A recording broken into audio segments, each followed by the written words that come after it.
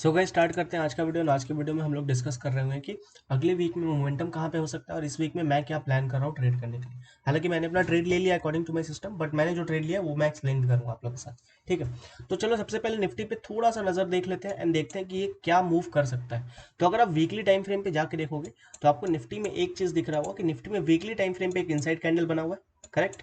And उसका breakout आ चुका है, ठीक है, मतलब अपसाइड में ब्रेक कर चुका है और लास्ट लो को इसने अभी तक ब्रेक नहीं किया है। प्रीवियस लो से ऊपर था ये लो, इस लो से ऊपर था इस वीक का लो, मतलब करंट वीक का लो, ठीक है। तो प्रीवियस वीक का लो और नीचे है, उसके प्रीवियस वीक का लो और नीचे है। तो अगर सिर्फ लोज का मैं बात करूं तो धीरे धीरे अपसाइड में शिफ्ट हो रहा है। तो लोज के हिसाब से तो हम लोग अप ट्रेंड पे हैं अभी, ठीक है।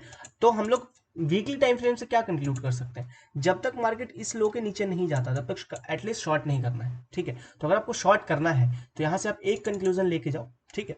हालांकि हम लोग जब स्मॉलर टाइम फ्रेम पे जाएंगे तो वहां पे और स्विंग्स पकड़ेंगे, लेकिन अभी वीकली टाइम फ्रेम पे एक कंक्लूजन आप लेके जा सकते हो कि जब तक इस वीक का लो नहीं टूटता, यानी कि 17,700 का लो नहीं टूटता है, तब तक हम लोग एटलीस्ट शॉर्ट नहीं करेंगे मार्केट को, ठीक है।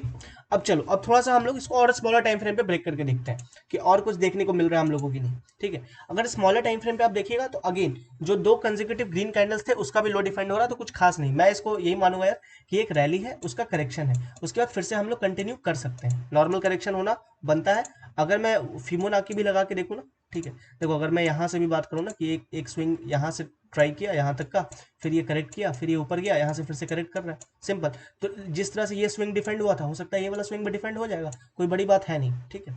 और अगर आप थोड़ा और टेक्निकल भाषा में मेरे से बात करोगे तो मैं बोलूंगा देखो यार ये एक ब्रेकआउट एरिया था, मार्केट क्लोज तो इसके ऊपर ही की है ना, ठीक है। उस हिसाब से मतलब घुमा फिरा के थोड़ा सा पॉजिटिव साइड बायस्ड हो, ठीक है।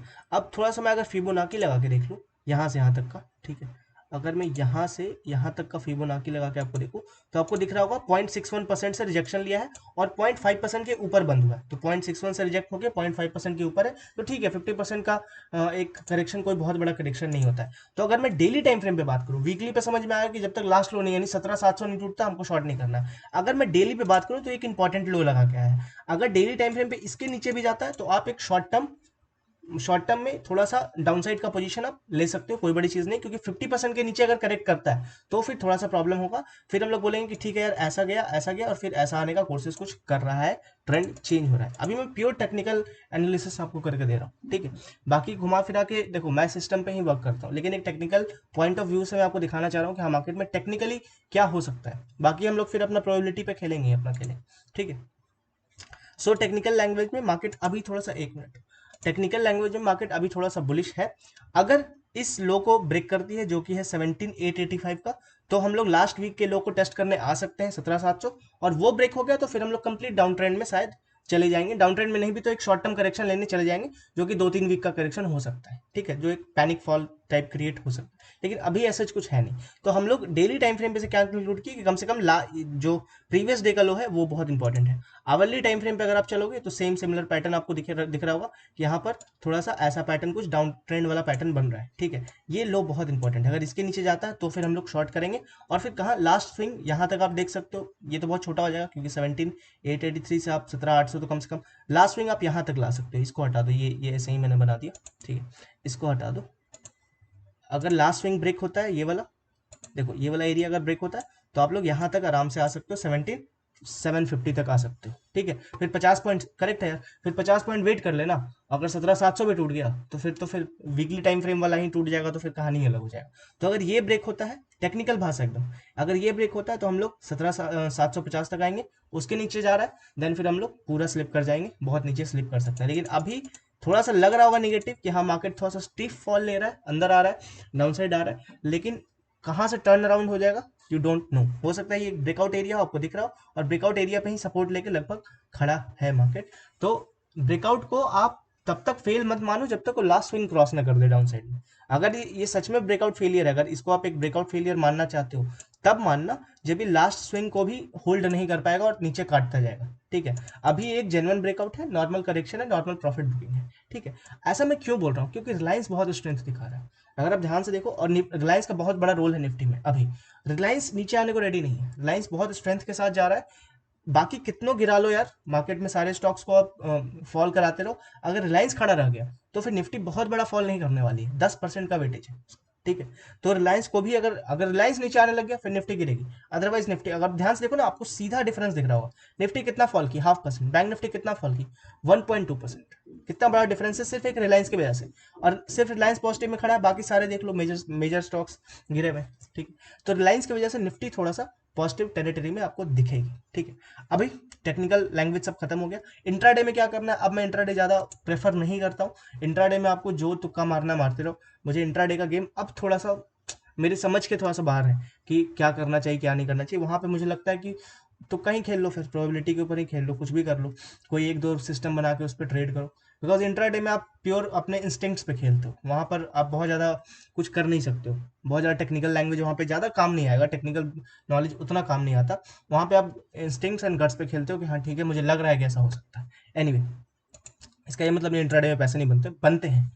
मुझे नहीं आते बनाने, मैं हर वक्त ये सब वर्ड यूज़ करता हूँ। चलो, अब मैं अगर अपना ट्रेड शेयर करूँ आप लोगों के साथ कि मैं क्या किया। देखो, मैं सिस्टम वाला बंदा हूँ। मेरा सिस्टम क्या बोलता है, मैंने शेयर कर रखा है, ओपनली शेयर कर रखा है। पिछले 4 वीक से शायद मैं सेम ट्रेड आपको आगे सजेस्ट कर रहा हूँ, दिखा रहा हूँ क्या कैसे वर्क करता है कैसे नहीं वर्क करता है, ठीक है। अगर लास्ट ट्रेड भी किसी को याद हो तो मेरे पास 18,100 का था, 18,100 अगर टच किया भी है, मान लो 18,100 के आसपास का अगर आपको लग रहा है टच किया, तो आप ध्यान से देखना 18,100 पे ही क्लोज किया है लगभग, ठीक है। 2 बजे तक 18,100 के आसपास ही मंडरा रहा था मार्केट, ठीक है। और लास्ट वीडियो में अगर किसी को याद हो तो मैंने यहाँ कहीं सजेस्ट किया था कि आप लॉन्ग जा सकते हो, ठीक है। लॉन्ग जाओगे तो आपके पैसे बनेंगे। एनीवे, तो हटाओ, लास्ट वीडियो का मैं ज़्यादा डिस्कस नहीं करता हूँ। हम लोग अभी प्रेजेंट ट्रेड पे बात करते हैं। तो प्रेजेंट मेरे पास क्या पड़ा हुआ है तो मेरे पास आयरन कॉन्डोर यार, लेकिन अगर पूछना चाहो तो 17,700, 18,300, ठीक। मैंने 18,300 को बेच रखा है ऊपर से मैंने क्या बेच रखा है, 18,300 का कॉल, ठीक है। और नीचे से मैंने बेच रखा है 17,700 का पुट। और मैंने हेज ले रखा है क्योंकि अभी विक्स थोड़ा सा कम है, तो मार्केट अगर नीचे गिरी तो विक्स बढ़ने के चांसेस हैं। तो अभी नेकेड स्ट्रैंगल में थोड़ा सा दिक्कत है, प्रीमियम है नहीं, फाइट कर नहीं पाएंगे। तो ऊपर में हम लोगों ने हेज में क्या ले रखा है, 18,500 को ले रखा है। और नीचे हेज में क्या ले रखा है, नीचे में 17,500 को एज अ हेज ले रखा है। इसमें कोई अपना एक्स्ट्रा दिमाग लगाने की जरूरत नहीं है कि एक्स्ट्रा एडजस्टमेंट करना ही नहीं है। जैसा हम लोग का रूल बोलता है कि अगर ये टच करेगा तो क्या बना देंगे, अपन आयरन फ्लाई बना देंगे। ऊपर टच करेगा तो आयरन फ्लाई बना देंगे। अदरवाइज जब तक इसके बीच में है कुछ करने की जरूरत नहीं, चलने दीजिए, ठीक है। तो मेरा ट्रेड इस वीक के लिए सिंपल आयरन कॉन्डोर है। जिस वक्त स्ट्रैंगल बनाऊंगा बता दूंगा कि मैं स्ट्रैंगल बना रहा हूँ, जिस वक्त आयरन कॉन्डोर बना रहा हूँ बता देता हूँ आपकी आयरन कॉन्डोर बना रहा हूँ। आपके ऊपर है, आप भी सेम ट्रेड ले सकते हो। किसी को और थोड़ा अंदर आना हो आ सकता है कि 300 पॉइंट ना करके 200 पॉइंट कर ले, आपके ऊपर है, आप रिस्क अपने ऊपर खेलोगे। मैं थोड़ा सा सिस्टम वाला बंदा हूँ तो मैं सिस्टम टेस्ट करता हूँ कि नहीं मुझे सिस्टम के साथ ही खेलना है। मैं बोलूंगा डाउन साइड से मत छेड़खानी मत करना। अपसाइड से थोड़ा अंदर आना चाहो आ सकते हो। अगर आपको लग रहा हो कि हाँ मार्केट नहीं जाएगी बहुत ऊपर, आ जाएगी नीचे, अगर आपको लग रहा हो। लेकिन अगर ये इस हाई को ब्रेक की तो फिर निकल जाना, क्योंकि फिर इसमें एक तगड़ा मोमेंटम आ सकता है 18,500 तक के लिए, ठीक है। एनीवे, जस्ट माय सजेशन, मेरा ट्रेड है 18,300 एंड 17,700। इसमें अगर कोई भी मैं एडजस्टमेंट करता हूँ अपने साइड से तो मैं आपको जरूर बता दूंगा। और थोड़ा सा एक और बैंक निफ्टी भी देख लेते हैं यार, बिकॉज बैंक निफ्टी भी थोड़ा सा अजीब बिहेव कर रहा है, मतलब दोनों साथ में नहीं चल रहे हैं, ठीक है। तो अगर बैंक निफ्टी को भी हम लोग वीकली टाइम फ्रेम पे देखेंगे तो यहाँ पर आपको वीकनेस दिखेगा। चलो, अगर यहाँ पर आप देखोगे ना तो यहाँ पे लास्ट स्विंग ब्रेक हो गया है, तो यहाँ पर कंप्लीटली आपको थोड़ा सा वीकनेस दिखेगा। बट स्टिल मैं बोलूँगा कि अभी आप ज़्यादा मत करो, बिकॉज थोड़ा सा मार्केट कभी भी टर्न अराउंड हो सकता है किसी भी पॉइंट पे, ठीक है। अगर आपको मेजर मतलब निफ्टी ही अगर ऊपर जाता हुआ दिख रहा है तो बैंक निफ्टी बहुत टाइम तक होल्ड नहीं करेगा डाउन साइड में, वो भी कवर अप करने के लिए आ जाएगा ऊपर। और बैंक निफ्टी बहुत वायलेंट एलिफेंट है यार, वो किसी भी वक्त टर्न अराउंड करेगा और 1,000, 1,500, 2,000 पॉइंट का मोमेंटम कर देगा, किसी को आइडिया नहीं है। बट स्टिल अगर आपको डाउन साइड खेलना आप खेल सकते हो। ये थोड़ा सा नीचे लग रहा है, मैं क्या सजेस्ट कर सकता हूँ कि अगर आपको लगता है कि ओवरऑल मार्केट का सिनेरियो ही नीचे है, मतलब ग्लोबल मार्केट को देख करके, तो आप फिर बैंक निफ्टी में खेलो। शॉर्ट करना है तो बैंक निफ्टी में करो, और आपको लगता है ग्लोबल मार्केट पॉजिटिव जा सकता है, लॉन्ग करना है तो फिर निफ्टी में लॉन्ग करो, बैंक निफ्टी में लॉन्ग मत करना। ये मैं थोड़ा सा आपको सजेस्ट कर सकता हूँ। बाकी बैंक निफ्टी में मैं ज़्यादा ट्रेड करता नहीं हूँ, तो ज़्यादा मेरे लिए सजेस्ट करना सही नहीं रहेगा। और अभी कुछ ऐसा प्राइस पैटर्न बन भी नहीं रहा है जहाँ पे मैं सजेस्ट करूँ, क्योंकि देखो हुआ क्या, अगर मैं अवर्ली टाइम फ्रेम पे आपको लेके चलूँ तो आपको बहुत सारा आइडिया लगेगा। देखो यहाँ पर एक स्ट्रॉन्ग आपको दिख रहा होगा, कंसोलिडेशन हुआ, ब्रेकआउट हुआ, फेल हुआ, फिर नीचे आके ब्रेकआउट कर रहा है। नो वन नोस क्या होगा। ऊपर में भी टैप कर रखा है, मतलब ऊपर भी ब्रेकआउट करके लगभग फेल कर रखा है, नीचे भी लगभग सेम काम कर रखा है। तो no suggestion from my side, do whatever आपको लगता है सही। एंड एनीवे गाइस, मिलता है अगले वीडियो में, कुछ भी इंपॉर्टेंट अपडेट रहा मैं आके बता दूंगा। चलो, तब तक के लिए bye. I will say keep growing and keep learning. चलो बाय।